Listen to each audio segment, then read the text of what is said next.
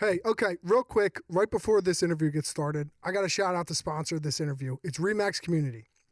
For any of your home buying, home selling, if you just have some questions, give Remax Community a call, and they'd be more than happy to help you. And specifically, if you want to buy with Burn, call 856-524-2927. That's 856-524-2927. Hope you enjoy the interview. Thanks for tuning in to another Two in a Blue interview filmed at the Energy Defender studio. For any of your solar and roofing needs, call Energy Defenders. We're here with the king of real estate, Dave Birnbaum. Stevie, come on now. Thank you so much for having me on your show. Thanks for coming. No, this is an honor. I'm excited to talk to you, see you in person, because you're always busy with the kids. You're always busy. Listen, I see you when you're trying to sneak a sign that you want everyone to see on my front lawn. That's it. Listen, I try to help the community out, so whenever I can put something on someone's yard. Did you ever take it down? I did. I did take it down. Thanks. It was about a month after the event. It was. Sure was. You still nervous? No, I don't do this that often, so I'm excited to do it. Yeah, so we were just saying before we started rolling here, like I'm getting a Father of the Year award for just being like horrible tonight, having a bad night tonight. And you don't get mad ever, do you? I don't get mad. I get disappointed. I get a little more emotional. I don't get mad though. What do you feel? Like, how do you not feel madness? I never get mad. But listen, life's too short. Why be mad? Yeah, but mad isn't like a decision. You don't just say like, "Oh, I'm gonna." Yeah, it's not like a decision. It just happens. You know what? People always ask me like, "Why are you so happy? Why are you so happy?" I love life. I'm high on life. That's great. And I've been that way since I was a little kid. You think everyone could be like that? Listen, no way. I mean, listen, everyone struggles with their own inner thing. You know what I mean? So I definitely have down moments, but when I'm out and about, I really, truly do love everybody. Yeah, when I'm out and about, I love everybody. Yeah, but when you're mad, you express it. Yeah. I've seen it. I express everything I feel. Yeah, if I'm sad, I express it. If I'm happy, I express it. That's how I am. But that's why you were a good football player, too. It could be. Yeah, I mean, you were always out beating someone's ass. It polarizes me a little bit, you know? No, that's why I sucked at football. I was always taking a hit and smiling. Yeah, you're so happy. You're like, oh, thanks. Yeah. Thanks for hitting me. Thanks for hitting me. Couldn't even breathe. Yeah. You remember those days? I don't remember you playing football. Listen, I played 2 of my hardest years. Yeah. And then I was cheering on the sideline. Yeah. Great. I played for Coach Pete Lancetta. Yeah. Good dude, man. Love him. Yeah, love him. too. I should get him on here one of these weeks. You know what? That'd be cool. I think you can get Pete on here. Yeah. I wonder how much he would talk. No, listen, Coach Pete brings value. He just says things that are like, they just hit home. Listen, he's the man. Yeah. He's the man. He always has been. You know who you should talk to too? Coach Pat. Coach Pat? Pat and Pete. Yeah. On the show. Yeah. Remember how we were just talking about how like I expressed my anger? I think I might have burnt the Pat bread. I'm not 100% sure. I haven't talked to him for a while. Anyway, so I'm having you on here, right? Because this is a construction podcast. You're obviously not in construction. Obviously. Look at these hands. But you know, construction, we're middle class. And it looks like a housing crisis for the middle class to me. You know, I don't think there's a housing crisis. I think the world has caught up to where it's always been. Like before COVID, home prices were way lower than what they are in South Jersey today. So right now, the average home price is like $365 for the average home price in South Jersey. I mean, you can get things, you can get condos for $250, $260, but the days of the 180s, 190s, it's not happening right now. I think it's just inventory, lack of inventory, and with the with the world catching up with what COVID did, it really brought people out. Interest rates were low. Now they're high. So I don't think the middle class is in trouble. I just think this is the real numbers. We've got to get something adjusted for more people to have the affordability factor. So, I mean, I did a little bit of research before you came here. In the 80s, the median home income to property value ratio was about 3.5 times. So if you made $22,000 in 1980, your home cost you an average of $78,000. That was the ratio. Okay? Got it. So 3.5 times, which seems super like affordable. 3 times what you make, So basically that's today. If your median household income is $100,000, you're buying a $300,000 house. That's very reasonable. Yeah. In the 90s, went up over 4 times. Yep.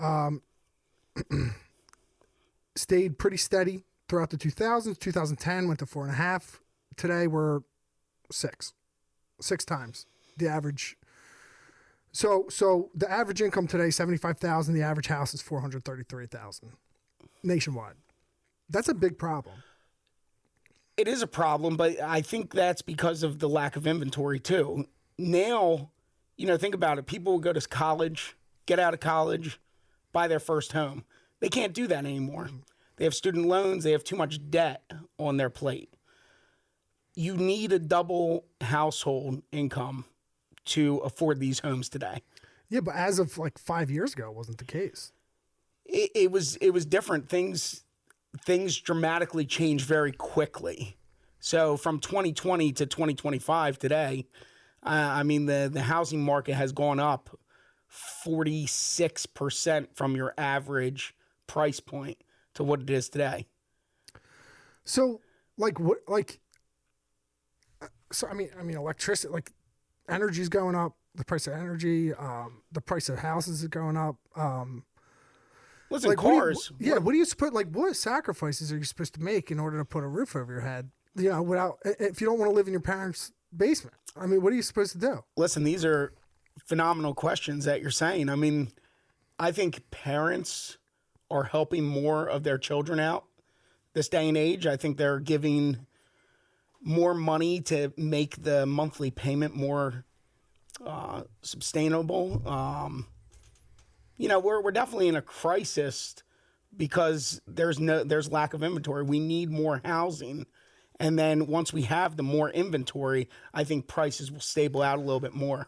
But what do you think happened? Because to me, it looks like just a bunch of rich people are buying up property. Like they're buying up all the houses and they're renting them out. Like before, a guy like me, like middle class, anyone in this room, right? You could buy your house, you could save up a little bit, you could get a rental property. Like, how do you can't, it seems like you can't like better yourself with real estate right now as someone who makes, if you're just right there in the middle class. I think you're definitely in a different, you're in a different time. You are in a different time. It is tough. The middle class person can't just go and invest in all these properties. They won't be able to handle all the monthly payments if you get yourself mortgages. Plus, you want to have investment properties. I just don't think it's fully there, especially with the cost of these. Well, the problem is, like before, you could put $40,000-$50,000 down on an investment property, and then you could rent it out, and you can make a couple bucks a month. Mm-hmm. Or you could at least break even, and leave a little bit of overhead for repairs or whatever you need. But today, the prices are so high, you put $40,000-$50,000 down. Even if you put 20% down, right, your monthly payment is so high you could barely even charge that much for rent. You have to come in at 50% in order to make any money monthly. 100%. To cover your ass. Yeah, you need 50% down to at least make money back on whatever you're going to charge on rent. The average rent price just in South Jersey, You're talking the days of 1100. They're not here either. No. I mean, on the low end, I would say 1800. And that's the thing too, is like they're forcing, people who are new home buyers right now they're almost forcing you to lease, because you really can't buy. Like most people can't buy right now, I feel like. So they're forcing you to lease, but you're paying what you would have been paying with the mortgage, and your money's 100%. just going in someone else's pocket, and you're not getting any equity. So you're not building your portfolio at all. Like you're just kind of screwed, and you can't save. Like, how can you save money if you're paying $2,000 a month in rent? Listen, these are things that we deal with every day, it's sad, but at the same time, this is what the market is bearing, and we have to adapt. And I think the biggest problem is not many people adapt to this situation, and people are struggling. And I don't want to see any of that. I mean, we do need a balance. I don't know where that balance is, but everything you're saying, I know a lot of people are struggling from that. So you're not wrong with what you're saying. Like, so I mean, say for example, the interest rates dropped. They just plummeted down to like 2.6, like they were 5 years ago. Like, insane number. Like, then everything becomes affordable again, right? Well, but then what would happen is the price of the houses will go up. So and the prices of the houses don't come down. The interest rate does fluctuate. Correct. But the price of the houses, they don't come down unless you like burn it. Unless there's a dramatic correction, which I don't foresee happening anytime soon. No, it's not going to happen. So like, and like, do you see that the housing market's just going to wait for like inflation to slow down? It's going to wait for everyone's wages to catch up? No, I mean, what you're going to see is another reason too. Like you said, when interest rates were 2%, 3%, 4%, people are in these interest rates where they're not going anywhere. So they won't even want to sell their home. Even if they want something bigger, better, smaller, it doesn't matter. They won't sell it because they're in an affordable situation. They don't want to put themselves into a tougher spot. Even if they want to, it just financially, it wouldn't make sense for someone that even can afford it. They just won't do it because they're in a really great situation. You can travel more, do things more, put money into the economy, whatever they want to do. That's another reason, because interest rates were so low. Those people are locked into their rates and they're not going anywhere. Yeah. For quite some time. But those rates were low when everyone was selling also. Like people were selling and buying at low. Like that was like 2018, 19, 20. The market was heating up. It seems like everything stopped as soon as the interest rates went up. Everyone's like, nope, like pause. Well, and now you just have like the really rich, because what was happening when the interest rates were good. So people were buying these houses for like whatever, 200,000. It didn't matter what they were buying it for. They were flipping them, and people were just buying them. They didn't even care because the interest rates were so low. So they were like, oh, well, I can afford 500,000 because the interest rate's almost nothing. Yeah, it's all about the monthly payment at that point. Right. So because if you can afford the monthly payment, you feel comfortable. But I mean, the only time you're going to struggle is if you end up, say you lose your job or anything like that, where you start struggling. That's where you're going to get yourself into a situation if people, don't make their payments for their mortgages, and then things start going back to the bank. So has your clientele shifted like dramatically? Like who would you say, like, can you give me the profile of like the most common customer of yours?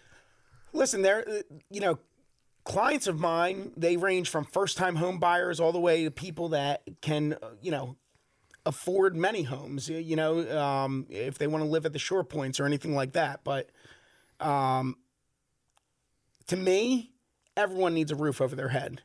If you're a renter, eventually you do want to own, unless you strictly want to rent because maybe you don't want to stay in New Jersey forever. I'm just licensed in New Jersey, so it's not like if they want to travel somewhere else, they can. But I don't see.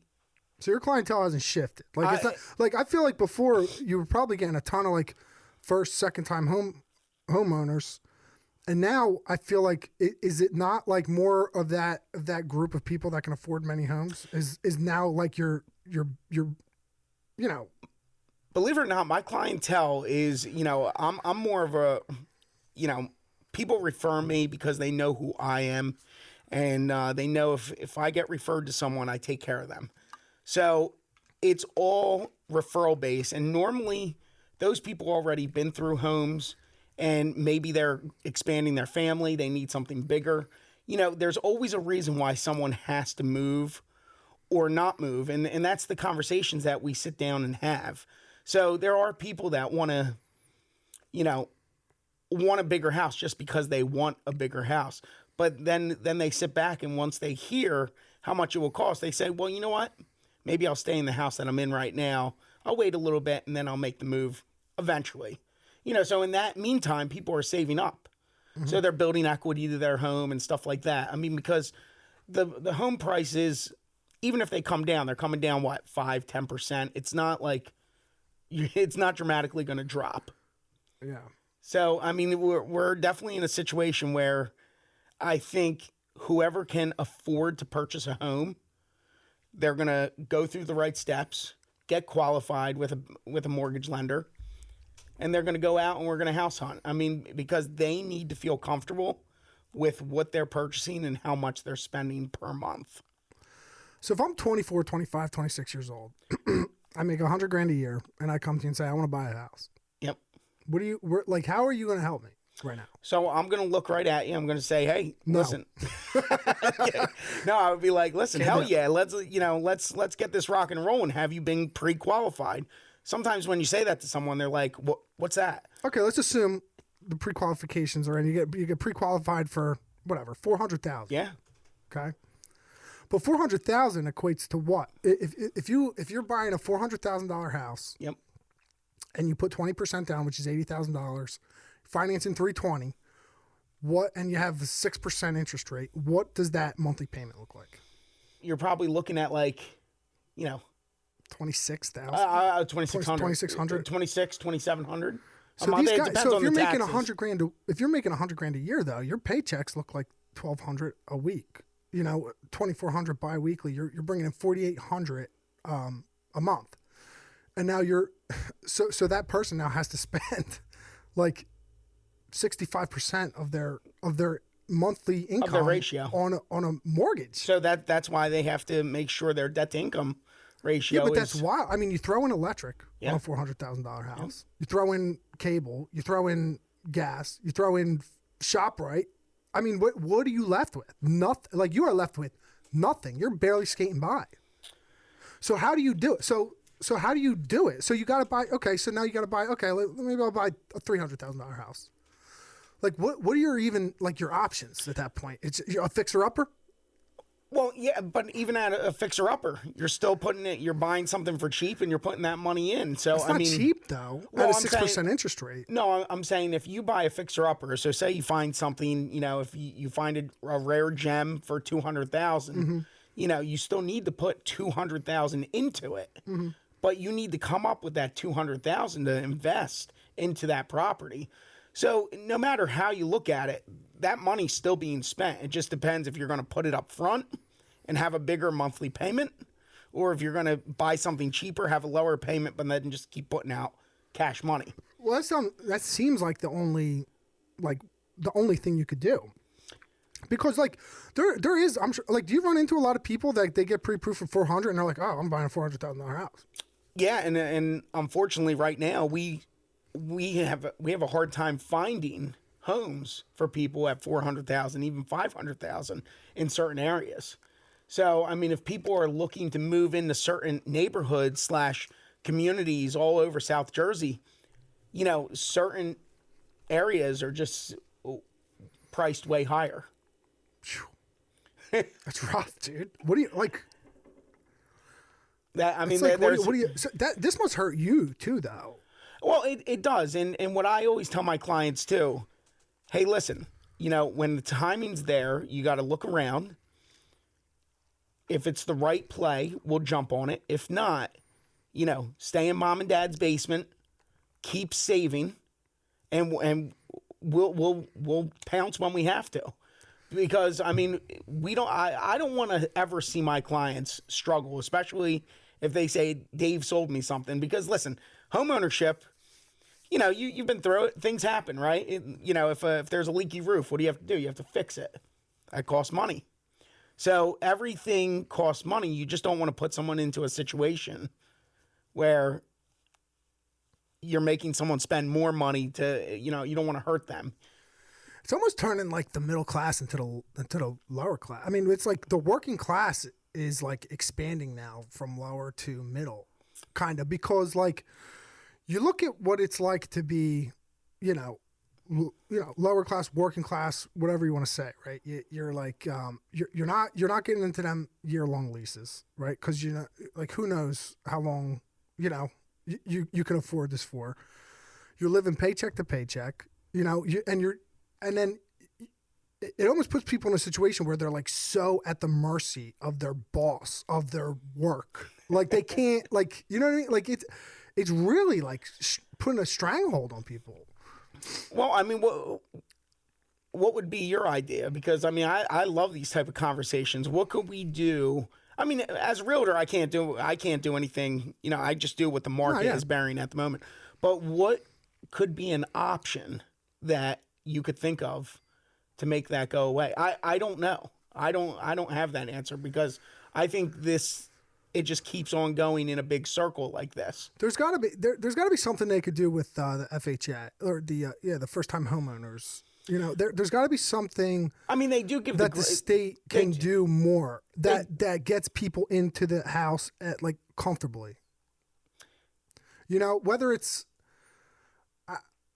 man, it's really hard to say. Like I have no idea. You would have a better grasp on that. I mean, other than legislation coming down and saying like, all right, you can't have more than 3 rental properties. I mean, what well, I mean, if they did that, right? Say they did that. Say they said 5 rental properties, 10 rental properties. How many houses would get sold like that? Quickly. Quite a few. Low. They would go. I mean, the price, they wouldn't be sitting on them for a year. Right. Right, because you don't have a tenant in them. You're not allowed to rent out more than 10 properties. So they would sell them. It would bring the market down. It would bring all the comps down around it, and then the housing would be affordable again. But how do you do that to someone who he's making his money from rental properties? No, that, I mean, like that would just be. I mean, I don't think you can get that. I mean, that would be insane. That would that would be wild.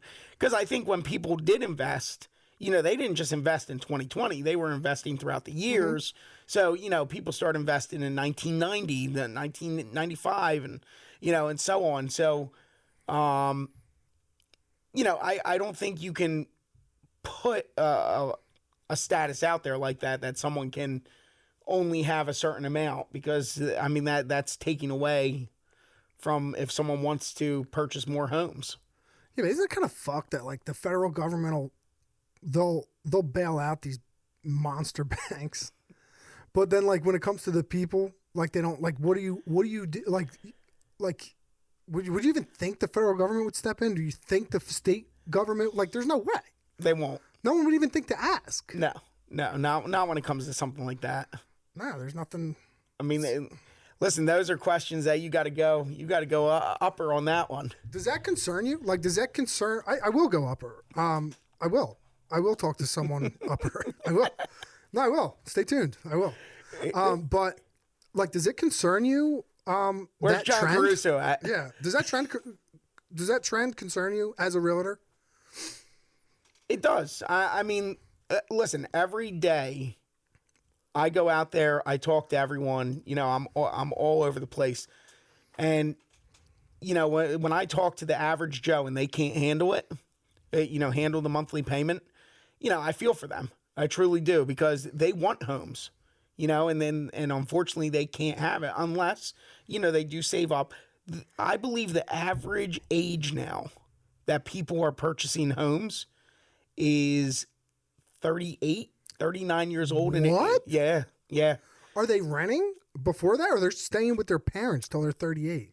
I think studies are starting to show that they're staying with their parents. Dude, there's just no way my parents would have that. Like, no, I mean, listen, things have changed since we were in school to today. I mean, think about it. We have kids, Steve. Like, we have to deal with this coming up. I mean, it's going to come down to you taking care of your kids to possibly get them a home. And at the end of the day, I mean, it's going to be hard because if you're just trying to stay on your feet, you know, now you got to take care of your kids too. I mean, it's a lot of pressure as a parent. Yeah. And no parents want to see their kids fail. Right. I mean, we'll do anything for our kids. I didn't even think about that aspect of it. I was thinking so much more immediate than that. That's like that's terrifying. No, I mean that's what it's about. It's not about right now. Right. It's honestly about the future, 20 years from today.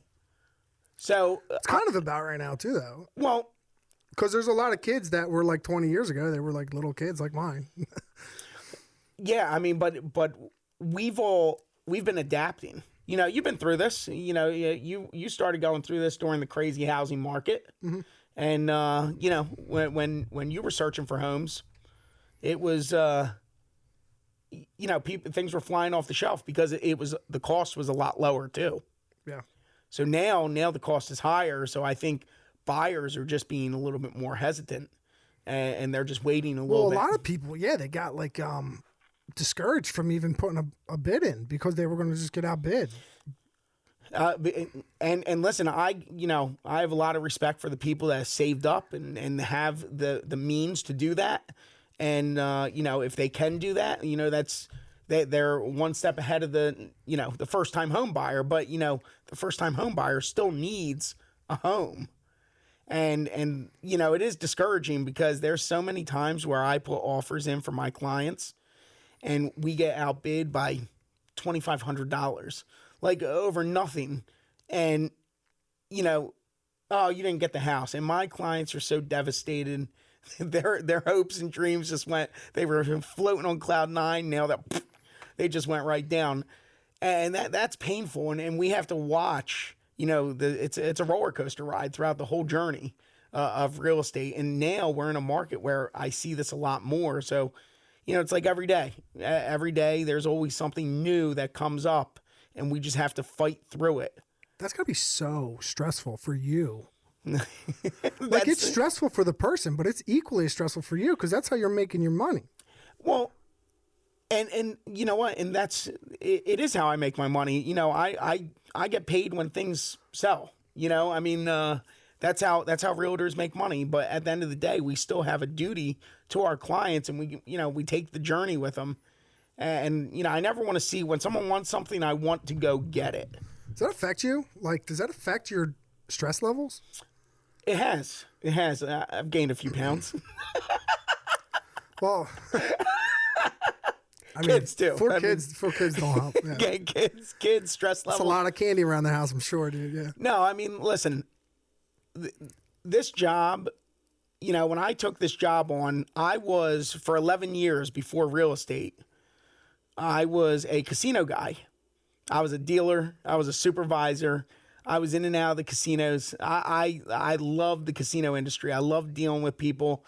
I love seeing people win. Sometimes I love seeing people lose, depending on how they were treating me at the table.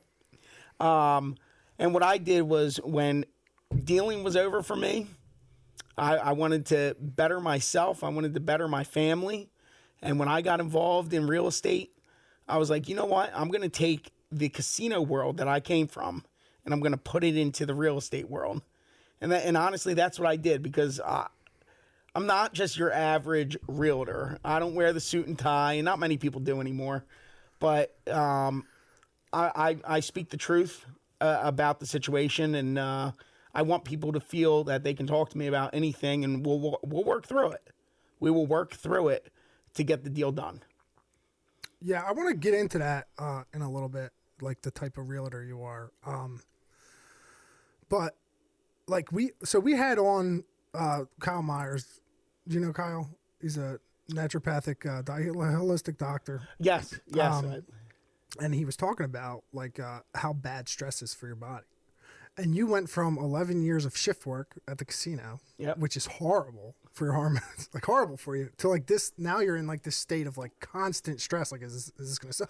Because it's not just stressful with the bid, right? Like the bid's stressful, and then like you got to get the inspections, and you got to get the appraisals, and you got to get and there's like so many like landmarks that bring stress. to buying a home and for you to selling a home. So like, I'm just, man, like that's just wild, dude. Like, Listen, day in and day out. That's why I got to try to stay balanced. how do you stay balanced? Oh man. And to top it off, I'm in a bunch of group chats that they break my stones. It's tough. Yeah. But listen, I keep plugging away. I let a lot of things roll off my back. And, I grew up that way. A lot of people can't do that. They carry it with them. I try to just, we will figure it out. This to me, sometimes it's like a puzzle and we got to put the pieces back together, and put it together to make it work. So I enjoy what I do because I really do feel like I get the job done. I'm a little bit, that's where I'm different because I really do figure out the problem.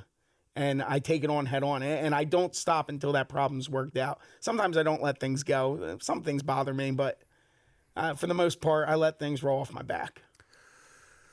Yeah. So to that point, and kind of getting back to the type of realtor you are, I wanted to talk to you about this AI in real estate. Yep. Right. Because it's not bad enough that houses are just going for $1 billion a piece now. Now they want to do virtual tours and AI realtors. Do you see that infiltrating your like line of business at all? AI? Not my business. I do see that affecting certain business in maybe possible cities. Mm-hmm. Because once you have the dimensions and everything in a skyrise, you can really have a virtual tour and do certain things. You don't always have to go there, but when you live in South Jersey, I think you need someone, you need boots on the ground to actually do things. The AI isn't going to do what we do.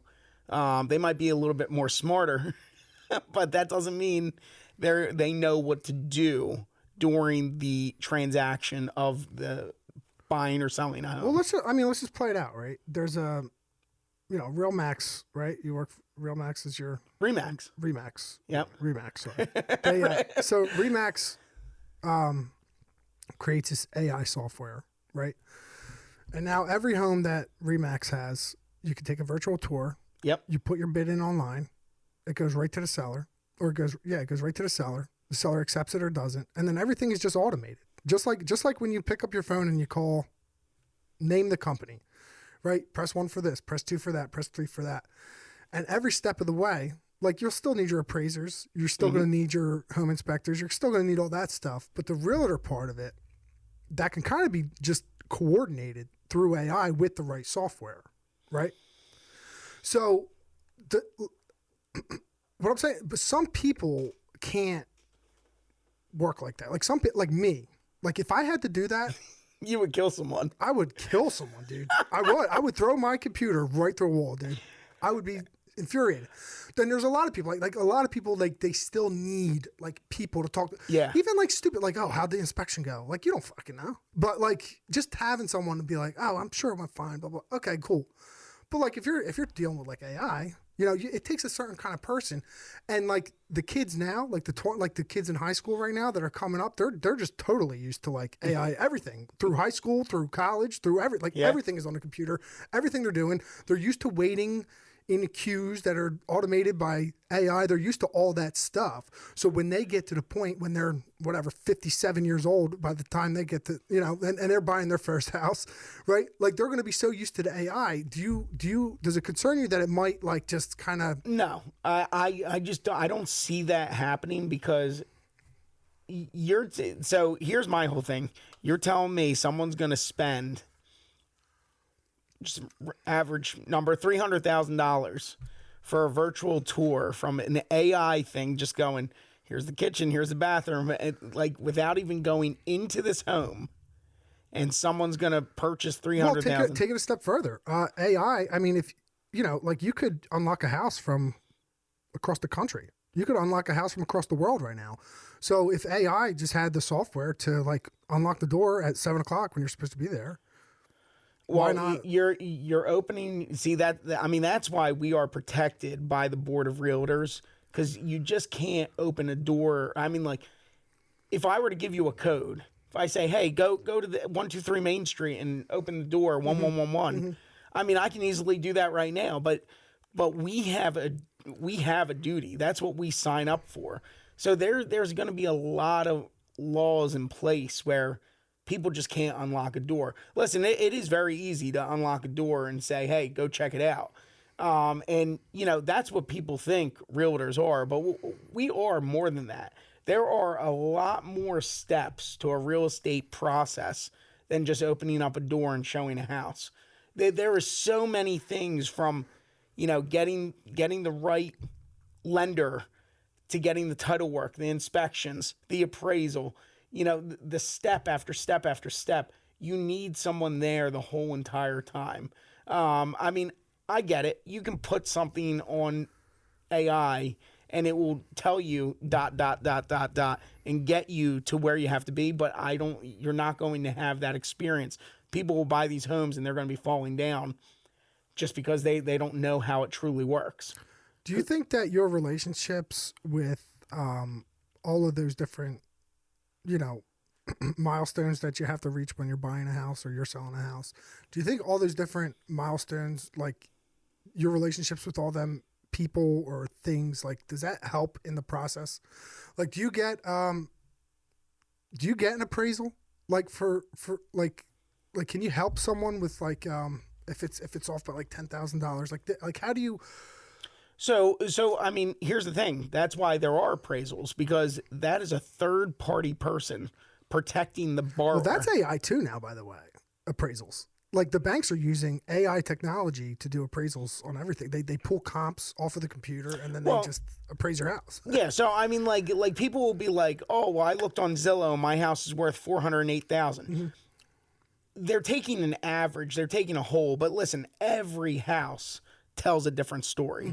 Every house, you know, the house next door to you could be worth $200,000 and your house could be worth $400,000. It depends on what's in it, what type of bones there are. I mean, everything tells a different story. The guy, maybe everything's original from 1965 and yours is from 1992. So you have to go through each step to fully understand the home that you're in. So, I mean, like what you're asking is, sure, there are things that can be done, but I don't think we're going to run into any problems. I really don't. I don't think you will, personally. Like, I think you are so personable that you're always going to attract that kind of person that needs that. Like, and there's always going to be people, I think, while we're still working, that are going to need that. I do see a day down the road where realtors are obsolete. Because one day, right, the owner of a real estate company is going to just create the software. They're going to dump however much money it costs to get this software. And then they're just going to get all the commissions off all the jobs and not do fucking anything. And that's what's going to happen. But people are always going to need a guy like you to walk them through that process. You know, it's just not going to be everyone. Is that fair? Yeah, I mean, I don't think it's going to be AI. I just think certain people will probably fade out of the business more, and it will go to the, you know, what's the rule they say? They say 20% out of everyone else, out of 100 people, 20%, 10% does all the work. I mean, and that's true on everything. Committees, real estate. You know, there's always top dogs, and then there's everyone else. So, I mean, if you have a good group of people, I surround myself with great bosses and realtors, and I've learned a lot throughout the years. I've been doing this now over 10 years, and it's something that I might not be the smoothest guy, but I understand it. And I think that's what you need. You need someone in your corner to understand the process. That's, you know, and I appreciate you saying about me being personable, because I strive to be the best that I can. And I'm, for the most part, I'm pretty true. Yeah, you attract all the head cases. All the people that just like... Listen, I love dealing with all types, you know, but I mean, certain people want a certain guy, and sometimes I can provide that, and sometimes I can't. And, I hope that people can say, Dave, this is what I want, and we have that conversation. And if you want me wearing a suit, just tell me, and guess what? I'll show up in a suit. Because if that's what you want, if you want to work with me, but that's the only stipulation, hey, just ask me. You think someone would ask?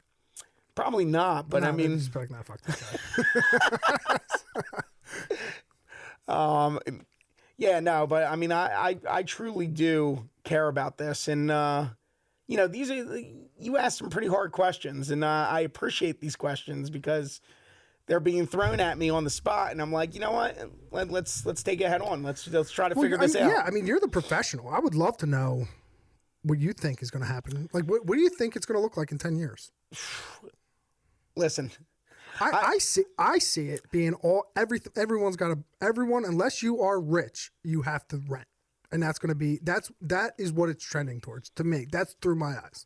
I mean, I hope that's not the case because there are so many people that want homes and want to be first-time home buyers. And I mean, listen, if someone is fortunate enough that has money and can purchase homes, yes, it makes the process a lot easier. But maybe buyers have to look in other areas, expand their search, from where they would want to live and just live somewhere else. I mean, Chris Farley lived in a van down by the river. Yeah. No, but these are things that, like, I think those are tough conversations that you have to have with people. Like, a lot of people like, hey, Dave, I want to rent for $1,200 and I want a 4-bedroom and a full basement. I want everything renovated and I want it for $1,200. It doesn't exist.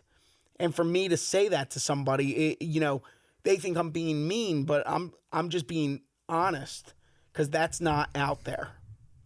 And we need more things that we can kind of get to that level. But when someone gives me an unrealistic number, I don't know how to express it except saying you gotta know like the lady who's like she's about to croak, right? And like her kids don't really give a shit. They just want some quick money. Like you gotta see them situations like a mile away. Like, look, dude, in like a year or two, this lady's like, she's done. She's gonna give the house to her kids. They'll take anything for it. Like that's almost like that's the diamond in the rough though that you gotta find. Well, that's not. Listen, as a realtor, that's not what we're going after. We want to make sure we get. If someone does call us up, those are the people that we want to make sure that we get them the most money, not someone that's just trying to offload a property. Because as a realtor, our duty is to get them the most possible money if I'm listing the property. As a buyer, you want the best possible deal, but that's why there's wholesalers out there. They go around, hey, I'll buy your house for $100,000, no questions. And some people will jump on that. But if they just called me and said, Dave, come over, take a look at this, guess what? I might get them $200,000, and they had no idea. So a lot of times when people do that and just give houses away, it's because they don't know. They have to do what the current market situation is. I mean, and listen, that's our duty. That's my ethics to people. I want to make sure that they're guided in the right direction. But if you called someone up and said, hey, I'll buy your house for $100,000, listen, more power to you, because if they want to give it to you for $100,000, you just got yourself a slammer. I mean, those don't really exist that much anymore. So, I mean, that's what we're up against right now. We're up against people that don't really know the system.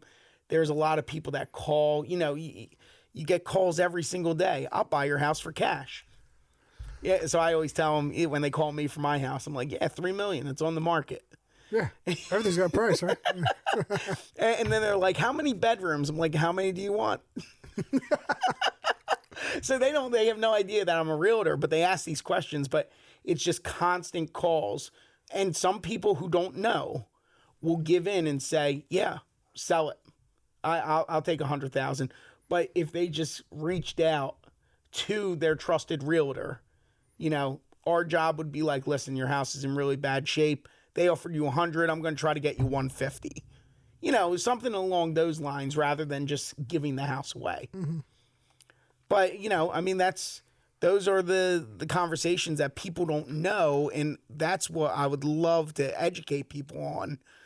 Call me, and let's have that conversation. So, back to my question. In 10 years, what is this going to look like? If you had to guess, honestly. I mean, if I had to guess, I mean, I'm going to say that the market's probably up still. Maybe from today, it's probably up another maybe 10%, 10 years from now. And I think the top dog realtors are still in the game, and I think the other people that don't do business are probably fading themselves out. And So how about the first time home buyers? I think they're still going to be living at home with their parents. Sucks, dude. I mean, unless they say they want to move to other areas, you know, what? Well, I mean, listen, every area is different. I mean, you can build up other areas. You know, there's areas that are. So, like you and like 10 of your childhood friends, right? If we all went to like Atlantic City, yeah, and bought 10 houses, like right, a whole row, right, a whole block, yeah, would that increase the value everywhere else? It would start to help. That would start to help. Absolutely. I mean, because now everyone is going to make their homes better, and when people start investing in their property values go up, things around them go up. So that's the way people have to adapt, right? It's not like by yourself. I'm going to buy this home in Atlantic City and fix it up, and I'm just going to have the only, yeah, I mean, nice house on the whole block. Yeah, I mean, people will just come by and say, "Oh, that's a beautiful house." I mean, that's not going to increase.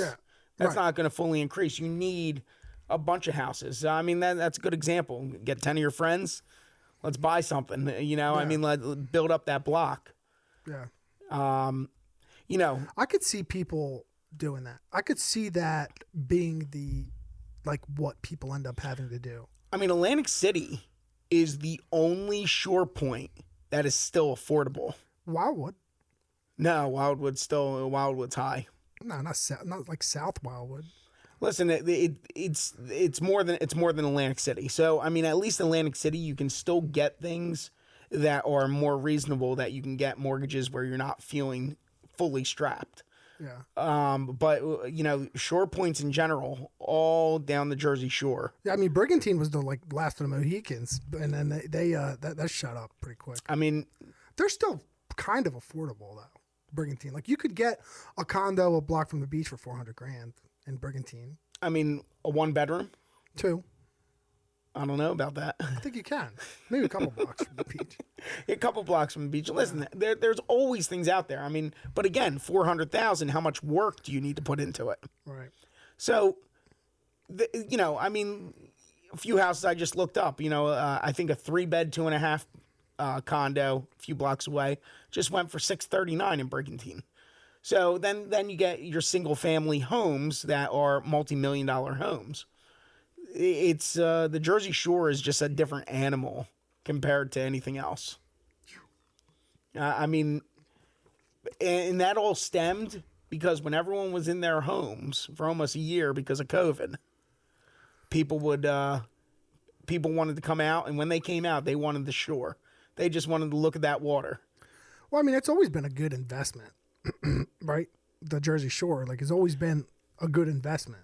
Yeah, I mean, now it's at the point where, you almost have to be celebrity to go to the Jersey Shore and buy over there. I mean, that's the thing. The middle class, that's something I can say you can't really buy at the Jersey Shore.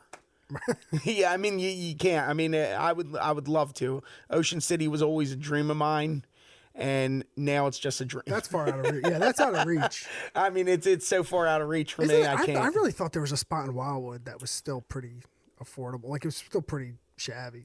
I mean, listen, you can always find things a little off. The shore point's 5-10 minutes away. I mean, you can get yourself some nice real estate, but if you're going to purchase down in Wildwood, most likely people want to be on that beach. They want to be, you know, by the bay. They want to be somewhere where water is close. If they're going to, you know, be 10 minutes away, they'll just live, you know, they'll live somewhere else in South Jersey here. Right. Mays Landing, Hamilton, you know, anywhere else that they can find a place to live, Folsom. Yeah. So, I mean, with real estate, that's what I love about real estate. We can talk for hours. We can talk for days about real estate. I mean, this is... I wonder if you think that ratio, that income to property value ratio will ever, like the gap will close at all? Because it has like through the years, it has gone up and down, that ratio. I'm wondering if, you know, maybe like you're saying for salary wise, maybe like the average salary will rise faster than the housing. You know, and then like you said, like we were just talking about, like, you know, you get a bunch of your friends together and you just buy a bunch of shit and you build it up, and then you get equity. Well, I mean, hold on to it but here's the thing. You do something like that, you need to all be on the same page. Everyone, you know, a lot of people won't do that because they want to do their own thing.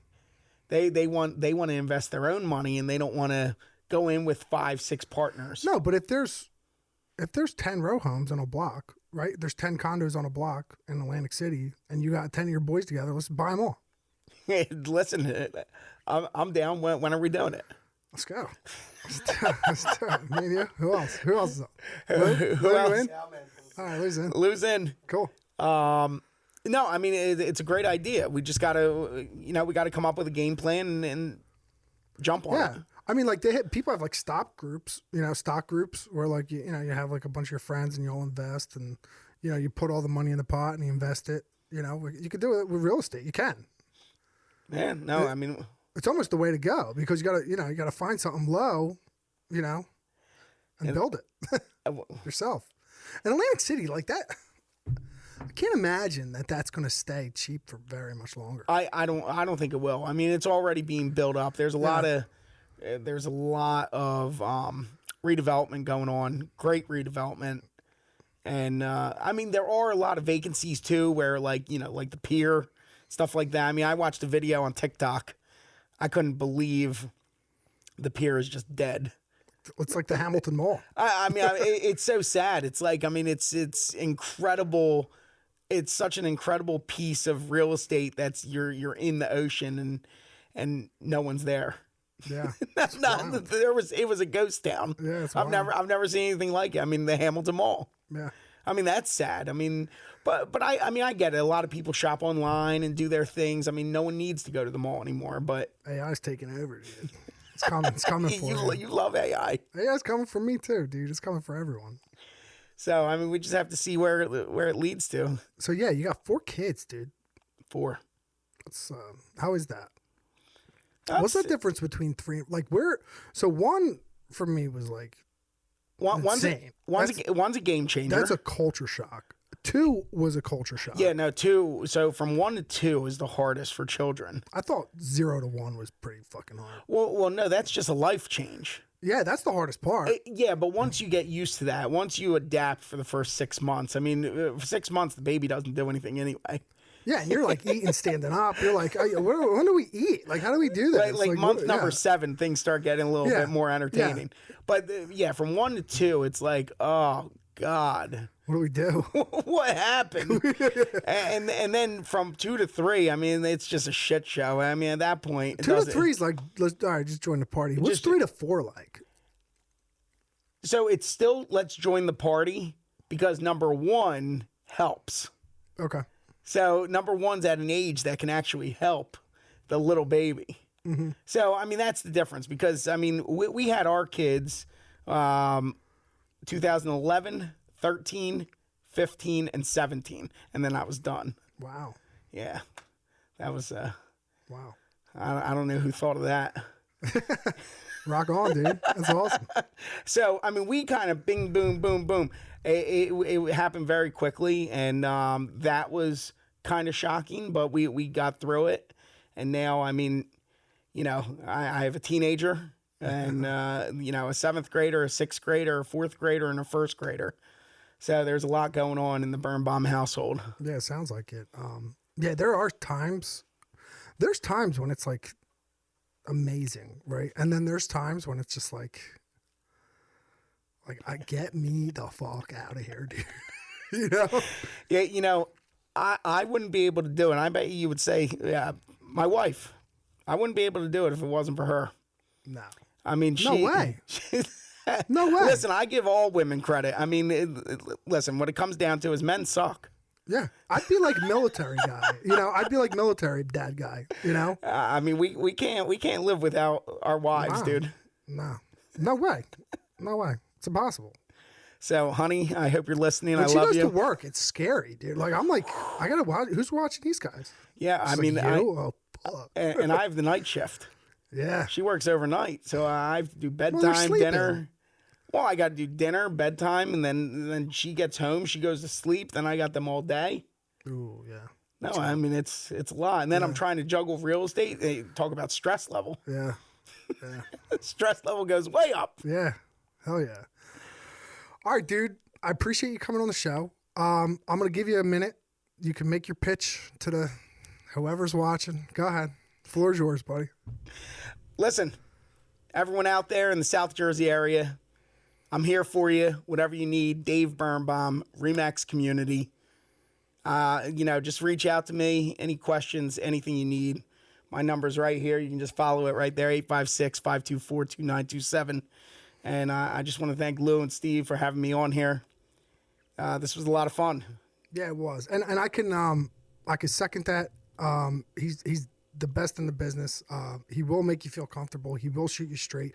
Everything he said tonight, he would, you know, it's 100% true. So thank you again, dude, for coming on. I think this is an important conversation. I think it's important for people to hear so that they can prepare themselves, so that they can take the right steps to combat this.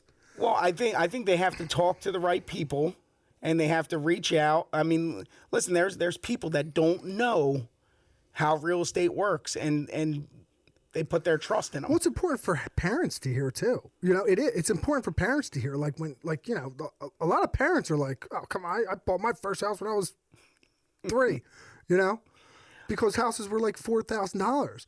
But you know what I mean? It's important for parents to hear this so that they can, you know, you can kind of get closer as a family and like understand like the troubles, like the tribulations of trying to buy a house right now. It's yeah, wild. I mean, still the biggest problem with parents is anytime you try to help their kid out, they always think you're just trying to sell my son or daughter something. No, listen, they want it. They want it. Yeah. Let them have it. You know what I mean? Exactly. But you know what? It takes, you know, it takes them a while, because if they don't fully know you, you need to, you know, they need to ask questions. You need to communicate the right way. I think what it comes down to in real estate, you have to communicate the right way with parents, clients. It doesn't matter. As long as you keep it very transparent, the deal will go through. Well, you certainly got that. You got that locked down. Again, filming from Energy Defender Studio. For any of your solar roofing needs, call Energy Defenders. Dr. Brooke, Serenity Spine and Wellness. For any of your back needs, call Dr. Brooke. Dave, it's been a pleasure. It's always a pleasure. Thank you very much. Peace. Love you. Hey, guys, thanks for watching. Again, just want to shout out Remax Community for sponsoring this interview. That's Remax Community. For any of your home buying or selling needs, call Remax Community. And don't forget to buy with Burn, 856-524-2927. That's 856-524-2927. See you next week.